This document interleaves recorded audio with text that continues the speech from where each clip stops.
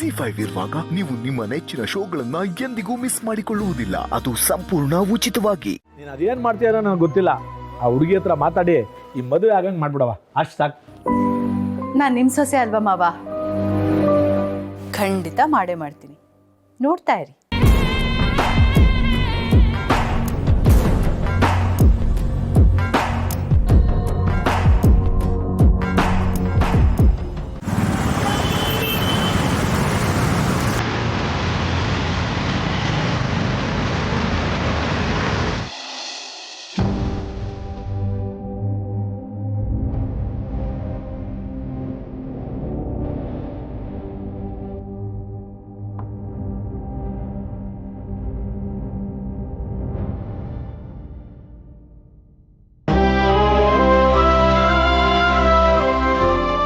ಸಿಗು ಫೋನ್ ಮಾಡಿ ಬರೋದಕ್ಕೆ ಹೇಳಿದೆ ಅಲ್ಲ, ಈ ಟೈಮಲ್ಲಿ ಕಂಪ್ನಿಲಿ ಇರಬೇಕಲ್ವಾ?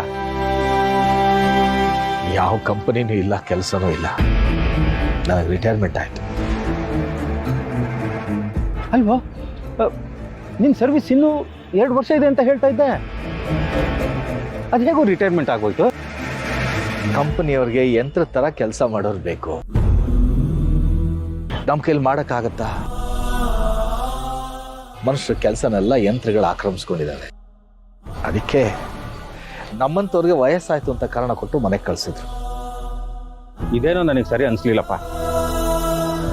ಅಲ್ಲ ಸೀನು, ಆ ಕಂಪ್ನಿಗೋಸ್ಕರ ಹಗಲು ರಾತ್ರಿ ಕಷ್ಟಪಟ್ಟು ದುಡ್ದಿದ್ಯಾ, ಸ್ವಲ್ಪನಾದ್ರೂ ಮರ್ಯಾದೆ ಬೇಡವೇನೋ? ನನಗೇನೋ ಸರಿ ಅನಿಸ್ಲಿಲ್ಲಪ್ಪ. ನಮ್ಮ ಸರಿಗಳಿಗೆ ಎಲ್ಲಿ ಬೆಲೆ ಇದೆ ಸೋಮು?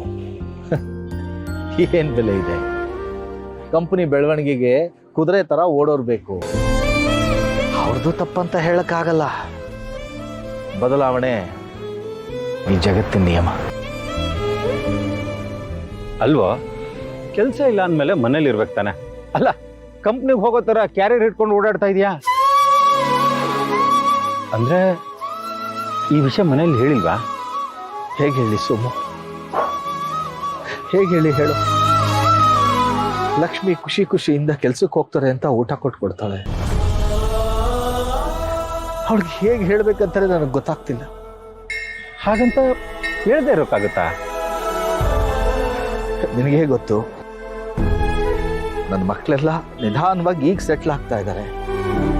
ದೊಡ್ಡ ಮಗಳದ್ದು ಇನ್ನೂ ಮದುವೆ ಆಗ್ಬೇಕು. ಆ ಜವಾಬ್ದಾರಿ ನನ್ನ ಮೇಲೆ ಇದೆ. ಲಕ್ಷ್ಮಿ ನನ್ನ ಕೆಲಸದ ಮೇಲೆ ತುಂಬಾ ಭರವಸೆ ಇಟ್ಕೊಂಡಿದ್ದಾಳೆ. ಅವಳು ನಿಜ ಹೇಳಬೇಕು ಅಂತ ಪ್ರಯತ್ನ ಪಟ್ಟೆ, ಯಾಕೋ ಧೈರ್ಯ ಅದೇ ಬರ್ತಾ ಇಲ್ಲ. ಆ ಭಗವಂತ ಸತ್ಯ ಹೇಳಕ್ ಅದು ಯಾವಾಗ ಧೈರ್ಯ ಕೊಡ್ತಾನೋ ಏನೋ.